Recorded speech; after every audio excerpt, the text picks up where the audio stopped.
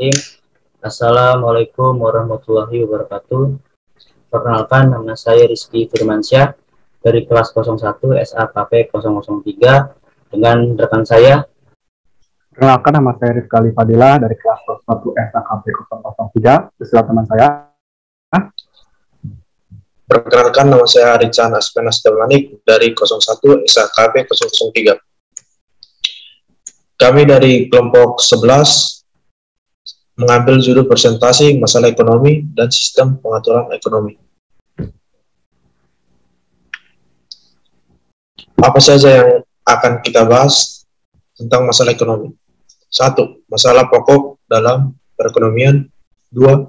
Batas kemungkinan produksi. 3. Tingkat produksi yang dapat dicapai. 4. Kurva kemungkinan produksi. 5. Biaya kesemaptaan atau opportunity cost. 6. Pengangguran, penghamburan, dan keadaan yang tidak tercapai. 7. Pertumbuhan ekonomi. 8. Kemajuan yang tidak seimbang. 9. Sistem-sistem perekonomian. 10. Sistem ekonomi Pancasila. 1. Masalah ekonomi. Masalah ekonomi timbul akibat dari ketidakseimbangan antara kebutuhan dan harapan manusia. Hal ini dikarenakan dengan terbatasnya sumber-sumber daya dan teknologi yang digunakan untuk memenuhi kebutuhan manusia, sehingga manusia atau masyarakat dihadapkan pada suatu pilihan dengan memanfaatkan faktor produksi yang tersedia sehingga tercapai kesejahteraan. 2. Pokok permasalahan timbulnya masalah ekonomi karena kelangkaan yang disebabkan karena kebutuhan masyarakat beraneka ragam sementara alat pemuasnya sedikit. Maka diharapkan manusia dapat membuat pilihan di antara kebutuhan keinginan. Masalah pokok dalam perekonomian. 1.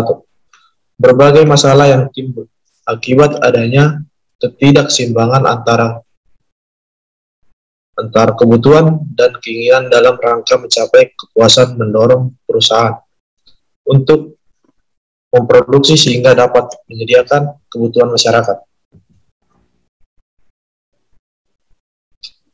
Berbagai masalah dalam perekonomian.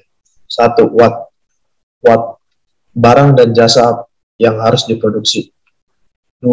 How, bagaimana cara memproduksi barang dan jasa. 3. For who, untuk siapa barang dan jasa akan diproduksi. What, atau barang apa yang harus diproduksi. Barang dan jasa yang dihasilkan dalam perekonomian sangat beragam jenisnya. Tentu setiap perusahaan melihat kebutuhan masyarakat. Manusia khususnya dan masyarakat umumnya menentukan pilihan terhadap kebutuhannya. Kebutuhan yang mendesak yang harus didahulukan dan kebutuhan mana yang harus ditunda. Semakin banyak barang yang akan diproduksi, maka semakin banyak pula faktor produksi yang akan digunakan dalam kegiatan tersebut. So, bagaimana cara memproduksi barang dan jasa? Dalam menghasilkan barang dan jasa, pada sektor pertanian dibutuhkan tanah untuk bercocok tanam, beserta dibutuhkan modal untuk membeli bibit, pupuk, serta biaya operasi yang lainnya. Dan tidak lupa dibutuhkan teknologi. Faktor yang perlu diperhatikan juga mengenai besarnya permintaan. Apabila jumlah permintaan banyak, maka dibutuhkan teknik yang modern untuk menaikkan efisiensi. Tapi jika permintaan sedikit, maka teknik produksi yang sederhana dapat menciptakan efisiensi yang lebih baik. For who, atau untuk siapa barang dan jasa akan diproduksi. Dalam menentukan barang dan jasa yang dibuat, produsen harus tahu seberapa besar tingkat distribusi pendapatan yang diterima masyarakat. Masyarakat memiliki pendapatan lebih tinggi, tentu lebih mampu mendapatkan barang dan jasa. Ketimbangan masyarakat dengan tingkat pendapatan yang lebih rendah, sistem ekonomi pasar berpendapat bahwa pendistribusian tergantung kepada mekanisme pasar. 2. Batas kemungkinan produksi. kurva kemungkinan produksi atau production possibility curve menunjukkan titik efisiensi produksi. Efisiensi itu penting karena kita menghadapi sumber daya yang terbatas. Tidak semua barang dapat diproduksi dengan sumber daya yang tersedia, dan kita harus memilih output mana yang harus kita hasilkan dan berapa banyak. Batas kemungkinan produksi. Kita menghadapi sumber daya yang terbatas. Tidak semua barang dapat diproduksi menggunakan sumber daya yang ada. Berapa banyak produk yang dapat kita hasilkan itu tergantung pada kita. Kuantitas dan kualitas sumber daya yang tersedia. Pengetahuan atau kemampuan teknis produksi atau teknologi. Untuk memaksimalkan penggunaan sumber daya, kita harus memiliki produk yang harus kita hasilkan. Berapa banyak produk yang harus kita hasilkan, dapat kita hasilkan secara efisien. Kurva kemungkinan batas produksi. Seperti gambar di layar, untuk menghasilkan produk B harus mengorbankan produk A sebagai bahan baku. Begitu sebaliknya. 3. Tingkat produksi yang akan dicapai. Suatu pemisalan yang ditunjukkan oleh penggabungan dari dua barang, yaitu barang industri dan barang pertanian yang dihasilkan oleh penggunaan faktor produksi yang tersedia. Seperti gambar di layar. Kurva kemungkinan produksi. Tidak semua barang yang dapat diproduksi oleh perusahaan. Perusahaan mempunyai batas kemampuan untuk produksi. Batas kemampuan produksi tergantung pada jumlah permintaan dan kualitas dari sumber daya yang tersedia serta teknik produksinya. Kemajuan teknologi dapat dimanfaatkan oleh perusahaan dalam membuat produksi dengan teknologi yang canggih. Tentu saja dapat menghasilkan output. Contoh, jika kedua barang diproduksi secara bersama-sama dengan memakai kurva kemungkinan produksi, dapat digambarkan dengan pemisalan dan angka. Sehingga apabila kedua barang diproduksi secara bersama dapat minimalkan biaya dan memperoleh keuntungan yang maksimal. Dalam kurva kemungkinan produksi bahwa masyarakat tidak dapat memperoleh semua barang yang diinginkan. Oleh sebab itu mereka harus memilih dan membuat pilihan. 5. Biaya kesempatan. Biaya kesempatan atau opportunity cost. Biaya kesempatan merupakan biaya pengorbanan yang dikeluarkan atau dikorbankan ketika memutuskan untuk beralih ke produksi lain. Sebagai contoh, ketika pasar menginginkan barang industri yang lebih banyak, maka perusahaan harus memperbanyak barang industri dibanding barang pertanian. Maka di sini ada biaya pengorbanan yang harus dikeluarkan, di mana barang pertanian dikorbankan untuk memproduksi barang industri, begitu juga sebaliknya. Berapakah jumlah produksi barang industri yang akan dikurangi apabila produksi pertanian dinaikkan dari 0 ke 1 unit? Ternyata produksi barang industri harus diturunkan dari 15 unit ke 14, yaitu pengurangan sebesar 1 unit. Sekiranya barang pertanian ingin ditambah 1 unit lagi, maka banyaknya barang produksi harus diturunkan dari 14 ke 12. 6. Pengangguran, perhamburan, dan keadaan yang tidak tercapai. Apabila tenaga kerja yang tidak terserap oleh rumah tangga perusahaan akan mengakibatkan terjadinya pengangguran, sehingga tenaga kerja dan faktor produksi lainnya tidak sepenuhnya digunakan, dan gabungan barang-barang yang akan diproduksi tidak akan mencapai maksimum. Dengan demikian, gabungan barang industri dan barang pertanian tidak akan mencapai kurva kemungkinan produksi. Faktor produksi tidak sepenuhnya digunakan juga mengakibatkan penghamburan yang artinya faktor produksi semuanya digunakan tapi tidak secara efisien. Seperti karyawan yang bekerja pada perusahaan tidak ditempatkan sesuai dengan keahliannya, maka output yang dihasilkan tidak akan tercapai atau efisien dan produksi yang dihasilkan tidak akan maksimum. Keadaan tidak tercapai merupakan gabungan dua barang yang akan diproduksi, tetapi sudah melebihi dari jumlah maksimum yang dapat dicapai oleh perekonomian Maksudnya adalah faktor-faktor produksi sudah sampai maksimum dan tidak dapat memproduksi lagi. 7. Pertumbuhan ekonomi. Pertumbuhan ekonomi. Pertumbuhan ekonomi merupakan peningkatan nilai serta jumlah produksi barang dan jasa yang dihitung suatu negara dalam kurun waktu tertentu berdasarkan kepada beberapa indikator, misalnya saja naiknya pendapatan nasional, pendapatan per kapita, jumlah tenaga kerja yang lebih besar dari jumlah pengangguran, serta berkurangnya tingkat kemiskinan. Ekonomi suatu negara sendiri dapat dikatakan bertumbuh jika kegiatan ekonomi masyarakatnya berdampak langsung kepada kenaikan produksi barang dan jasanya. Faktor-faktor yang mempengaruhi pertumbuhan ekonomi. 1. Adanya sumber daya alam. 2. Sumber daya manusia. 3. Akumulasi modal. 4. Tenaga manajerial dan organisasi produksi. 5. Teknologi. 6. Faktor politik dan administrasi pemerintah. 8. Kemajuan yang tidak seimbang. Perkembangan teknologi semakin berkembang di berbagai sektor. Apabila perkembangan teknologi tidak sama di berbagai sektor, maka kemajuan teknologi tidak akan seimbang dan mengakibatkan ketidakmaksimalnya kegiatan produksi. 9. Sistem-sistem perekonomian. Sistem perekonomian dibedakan menjadi 3, yaitu 4, yaitu pasar tradisional, yaitu suatu sistem perekonomian yang didasari pada tradisi, adat istiadat atau kebiasaan dari masyarakat yang bersangkutan. Yang kedua, pasar bebas. Dalam sistem perekonomian pasar bebas, masyarakat diberikan kebebasan yang sepenuhnya untuk melakukan kegiatan ekonomi. Dalam perekonomian ini tidak ada campur tangan pemerintah dan pemerintah tidak mempengaruhi kegiatan ekonomi.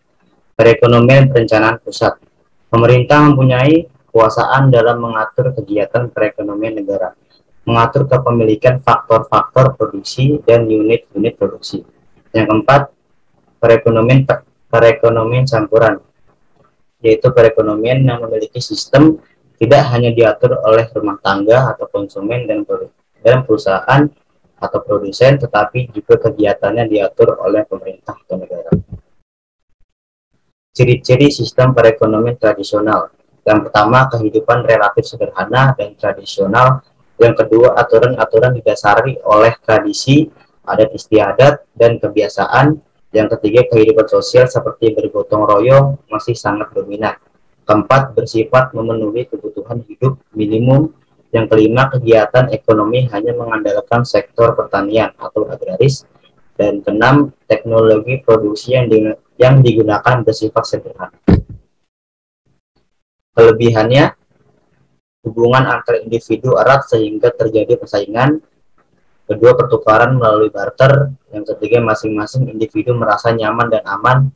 Keempat, segala sesuatu dilandasi dan didasari oleh tradisi dan kebiasaan sehingga tidak terdapat persaingan. Yang kelima, tidak mementingkan diri sendiri. Kekurangannya yang pertama, pola pikir statis dan tidak berkembang.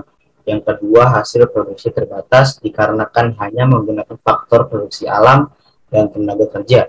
Yang ketiga, tidak adanya persaingan antara individu di masyarakat dan menyebabkan tidak adanya prestasi individu yang dapat dibanggakan dan kualitas barang kurang terjamin. Yang keempat, teknologi yang digunakan terkesan amat sederhana dan tradisional sehingga efisiensi dan produktivitas masih sangat sederhana. Ciri-ciri sistem perekonomian pasar bebas. Yang pertama, bebas menentukan kegiatan ekonomi. Pemerintah tidak ikut campur dan tidak mempengaruhi sistem perekonomian yang dilakukan. Yang kedua, para pengusaha memproduksi barang atau jasa dengan tujuan untuk mendapatkan laba atau profit. Kelebihannya yang pertama, produsen akan bersaing dalam menciptakan barang yang berkualitas sehingga dapat memenuhi kebutuhan konsumen dan memberikan kepuasan bagi konsumen. Yang kedua, pelayanan terhadap konsumen akan meningkat. Lalu kekurangannya, adanya persaingan yang tidak sehat dapat menimbulkan monopoli sehingga menimbulkan kerugian bagi masyarakat. Yang kedua, dapat menimbulkan praktek yang tidak jujur yang didasari dapat dan dilandasi dengan mengejar keuntungan sebesar-besarnya. Ciri-ciri sistem perekonomian terpusat. Yang pertama, segala kegiatan perekonomian diatur oleh pemerintah. Yang kedua, tidak adanya kebebasan dalam kegiatan ekonomi di mana hak milik atau swasta tidak diakui. Yang ketiga, semua alat-alat produksi dikuasai oleh negara. Kelebihannya, yang pertama pemerintah lebih mudah melakukan pengawasan. Yang kedua, semua kegiatan perekonomian menjadi tanggung jawab pemerintah. Yang ketiga, terjaminnya kemakmuran di masyarakat. Yang keempat, perencanaan pembangunan dapat dilakukan lebih cepat. Kekurangannya, yang pertama, tidak adanya kebebasan mengenai ide, inovasi, inisiatif, serta daya kreasi. Yang kedua, pemerintah turut campur dalam kegiatan pasar sehingga adanya pembatasan ketat dalam produksi. Yang ketiga, semua peraturan atau kebijakan yang ditetapkan pemerintah semua benar dan harus dipatuhi. Yang keempat, pemerintah tidak menentukan jenis pekerjaan yang diinginkan oleh masyarakat. Ciri-ciri sistem perekonomian campuran. Yang pertama, adanya pembatasan terhadap pihak swasta. Yang kedua, adanya campur tangan pemerintah dengan memberikan aturan atau kebijakan. Yang ketiga, hak milik perorangan diakui asalkan tidak merugikan masyarakat. Kelebihannya, yang pertama, hak milik individu diakui pemerintah, memberikan kebebasan untuk mengembangkan kreativitasnya dan inisiatif. Yang kedua, kepentingan umum lebih diutamakan. Yang ketiga, pengusaha kecil atau lemah mendapatkan perlindungan dari pemerintah. Yang keempat, sehingga dapat mengembangkan usahanya. Kekurangannya, pemerintah memiliki tanggung jawab yang lebih daripada pihak swasta. Yang kedua, masalah pengangguran, inflasi akan tetap ada sehingga pemerintah tetap berperan aktif dalam perekonomian. Yang ketiga, peranan pemerintah lebih berat dibandingkan dengan swasta. Yang keempat, kurangnya pengawasan. Hal ini dikarenakan banyaknya sektor produksi yang menguntungkan bagi pemerintah sehingga akan menimbulkan KKN. Sistem ekonomi Pancasila. Sistem ekonomi yang berdasarkan asas nilai dan moral Pancasila didasari dengan demokrasi ekonomi, yaitu ekonomi sebagai usaha bersama berasaskan kekeluargaan dan gotong royong yang diawasi oleh pemerintah. Ciri-ciri sistem ekonomi Pancasila. Yang pertama, ciri pokok terdapat pada Undang-Undang 1945 pasal 33 ayat 1, 2, dan 3. Yang kedua, GBHN bab 3B nomor 14. Pasal 33 setelah amandemen 2002 bunyinya adalah perekonomian disusun sebagai usaha bersama yang berdasarkan asas kekeluargaan. Cabang-cabang produksi yang penting bagi negara dan menguasai hajat hidup orang banyak dikuasai oleh negara. Bumi dan air serta kekayaan alam yang terkandung di dalamnya dikuasai oleh negara dan dipergunakan sebesar-besarnya kemakmuran rakyat. Perekonomian nasional diselenggarakan atas dasar demokrasi ekonomi yang secara prinsip kebersamaan, efisiensi, keadilan, berkelanjutan, berwawasan lingkungan, kemandirian, serta dengan menjaga suatu keseimbangan, kemajuan, dan kesatuan ekonomi nasional. Bunyi dari GBHN bab 3 B 14 yaitu pembangunan ekonomi yang didasarkan kepada demokrasi ekonomi menentukan masyarakat memegang peranan aktif dalam suatu pembangunan. Oleh karenanya, maka pemerintah berkewajiban untuk memberikan pengarahan dan bimbingan terhadap suatu pertumbuhan ekonomi serta untuk menciptakan iklim yang sehat untuk perkembangan dunia usaha. Sebaliknya, dunia usaha perlu memberikan suatu tanggapan terhadap pengarahan dan bimbingan serta penciptaan iklim tersebut dengan kegiatan nyata. Mungkin sekian yang dapat kami sampaikan, kurang lebih yang mohon maaf. Wassalamualaikum warahmatullahi wabarakatuh.